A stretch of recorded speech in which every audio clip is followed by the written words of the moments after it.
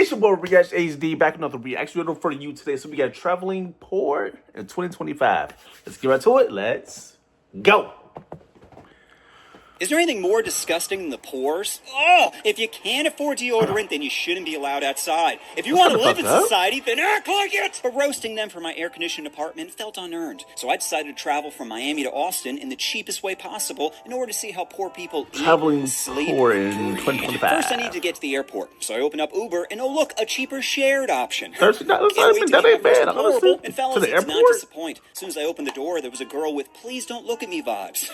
I'm telling you, the body language on this chick, someone hurt her. Oh, damn. It wasn't just her credit score that took a hit. But I wasn't going to add to her trauma mixtape, so I left her alone. That wasn't until we arrived at the airport. I go to help take her luggage into the trunk when I know she has a designer suitcase. I said, damn, girl, your bag says YSL, yet you're stuck in rideshare hell. Anyway, one dirty look later, and I head into the airport. And I guarantee flight I could get was on Southwest. I go to the For those who haven't same flown Southwest place. before, they do things a little differently. In the same Instead of plane. picking your seat prior to boarding, you pick it when you board. And if that seems like a bad idea, that's because it is! I like to think of a civilized person, but if there's an empty seat next to me, then I'm going full Pop-Tart. Just trying to bite my lower neck like... See, on Spirit Airlines, you're a monster coming in, but Southwest makes you a monster. It starts before you even get on the plane. In the terminal, there are poles with numbers on them associated with your ticket that you're supposed to stand by, but ain't no one checking. So if they're calling Group B, then you're B1. If the passenger asks to see your phone, then start grunting. And if anyone tries to cut you, flare those elbows. Take up as much room as you can. The more unhinged you seem, the less likely someone will confront you. Then as you're boarding the plane, start looking for the hottest woman you can find. Because either one, she'll be into you, which is great, or two, she'll be disgusted by you, which is also great. You're either getting a future blowy or a free armrest. It's a win-win either way. Now, if there's no hotties, then just find a seat with an empty one next to it. No, I didn't know. You have two options. You can either go civilized place your luggage on the seat saying, "My wife's coming," or go full-on animal. I'm talking noises, drool, and erratic movements. You want people to look at you and say, no. Hell no, it's sitting by you. Disgust. Anytime someone used an overhead near me, I just pick my nose while making direct eye contact. They try to challenge me and I'm wiping it right on their seat. Don't test me, Carol. I want my elbow room. Luckily, my strat works and I'm blessed with horizontal freedom. Now, what was the plane like? Crash! Total trash! Honestly, I can't ride the airplane. No monitor, and like I mentioned earlier, no human decency. Person in front of me kept coughing, not even trying to cover their mouth. You're trying to get a seat, I get it, but the doors are closed. So how about you put on a mask before I donkey punch you? Can't cough if you're unconscious, Debbie. Flight attendants weren't helping either. All they did was walk the aisle and spray some disinfectant. Like, at least spray the face. Bad kitty. But instead, the crew decided to ignore the biohazard and move on to the safety briefing. Where they asked the dumbest question possible. Are you able to help out during an emergency? What kind of emergency? Main door won't open and I gotta activate the fun slide? Then sure. We crash land in the middle of the Atlantic? Then no. You know what's better than helping out your fellow man? Not dying. Every man for himself. First class seats are now on that life raft, and I am not waiting in line. Anyway, we begin to get towed out to the runway, and I hear someone getting real nervous. So I said, wait, what was that noise? Panic is the ultimate in-flight entertainment. Then after a bit, we reached cruising altitude, and they began to hand out drinks. Now, most airlines bring a beverage cart down the aisle, but instead Southwest would take your order, then come back with your drink, which wouldn't have bothered me if they weren't holding my cup by the rim. Oh, you want some orange juice? Well, how about a little Derek with that?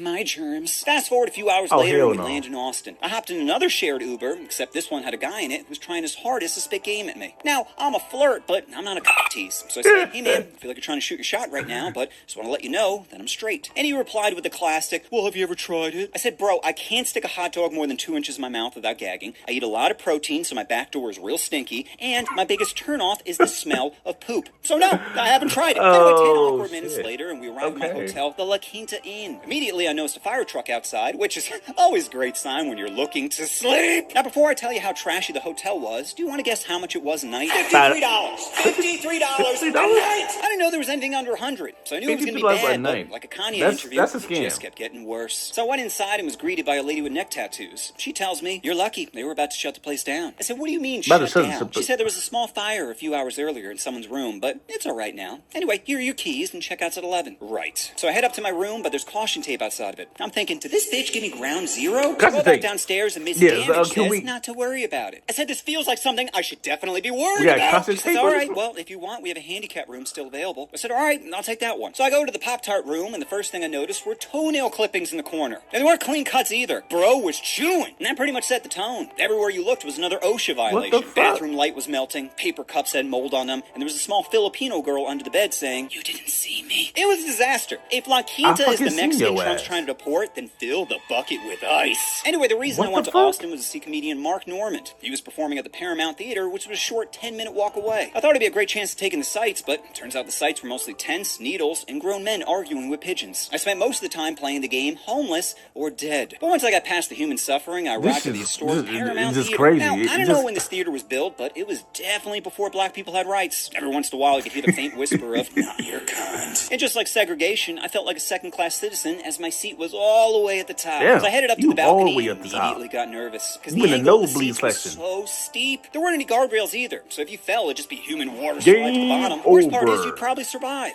I mean, fully disabled, but alive thanks to Gary and his girlfriend who definitely didn't want to be there. So I get to my seat, which was tighter than an Asian preteen, except the only one getting violated were my hips. You're not shoulder to shoulder with the people around you, you're interlocking, which honestly added to the whole communal comedy vibe. Made it feel like we're all connected, because we literally were.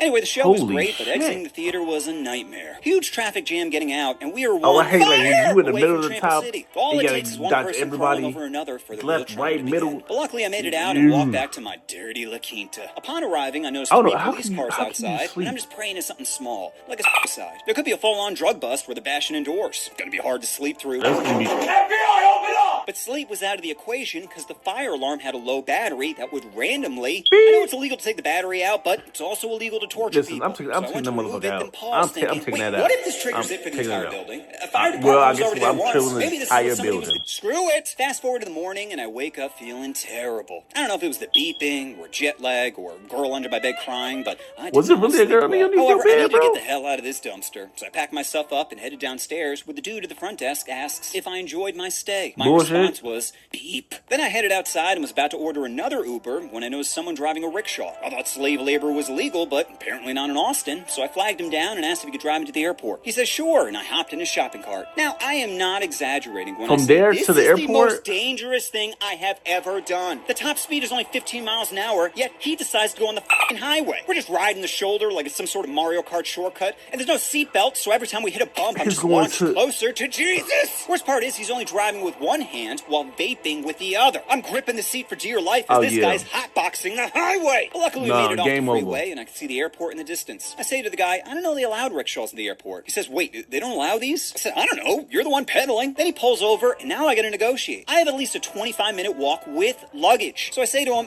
well, I'll I've give seen you golf 50. carts there before, so I'm sure it's Come on. fine. Spoiler alert, totally not fine. Because as soon as we pulled up in front of the gate, security stops him with the most, bro, what are you doing face? So I grab my luggage and dip, saying, good luck, buddy. Now, with all the side quests complete, I only had one mission left. Go the home. final boss of budget travel, Spirit Airlines. I thought the battle would begin in the air, but Spirit hit me with that pre-flight cutscene. A gate area filled with glitchy characters, control-smashing toddlers, and a level 1 mage casting vape clouds. But I beat too many welfare dungeons to let some scrubs end my run, so I equipped my neck pillow, loaded into the cabin, and prepared for turbulence. Is that bitch painting her nails? Is that guy eating a turkey leg? Is that another bitch painting her nails? Who are you trying to impress? Your probation officer? Sorry to tell you, bitch, but nail polish won't hide the smell of generational failure. But my favorite passenger was a guy who had what doctors call squirrel brain. He was playing one of those seizure games like Candy Crush, and you might think that'd be enough Well, stimulus. shit, but okay, look, play not your for this game. guy. I'm gonna go to No, sleep. while Just still wake me playing up the to game, he when we opens get up his on. laptop and starts watching the most mind-numbing, sensory overloading, brain rot known to man. Fast and Furious. Hey, I just wanted to what's wrong shake with- him, saying, what's wrong with "Unplug, Fast and the Furious?" unplug." But before I could finish my exorcism, we touched down in What's wrong Miami, with Fast which and meant the I Furious? officially survived the poverty gauntlet. Now, when I started this video, I had one goal in mind: farm the suffering of others for content. But somewhere Yeah, don't between do that moldy again. cups and racist ghosts, Yeah, I felt something I don't wasn't do that expecting. again. Respect. Respect for the Uber girl who didn't let fear trap her at home. Respect for the rickshaw driver who risked a felony for a $20 fare. Respect for Gabriella for holding in a sneeze when I was trying to sleep. Because getting through that Respect kind to of chaos Gabriella. day after day isn't pathetic, it's impressive. I mean, these people are literally surviving conditions that would break most of us. Imagine being Hell a yeah. rainy day away from, Facts. well, guess I'm not eating today. Who needs calories when you're the engine? See, poverty doesn't just drain your wallet, it drains your time, your dignity, and your ability to rest. There's no days off when struggle is your full-time job. So the next time you see someone barely holding it together, just remember, there's still a person. Unless they smell. And they're an animal that needs to be put down. Shh, I'll be over soon. One nose pick can get a lot of elbow room. Small sacrifice for a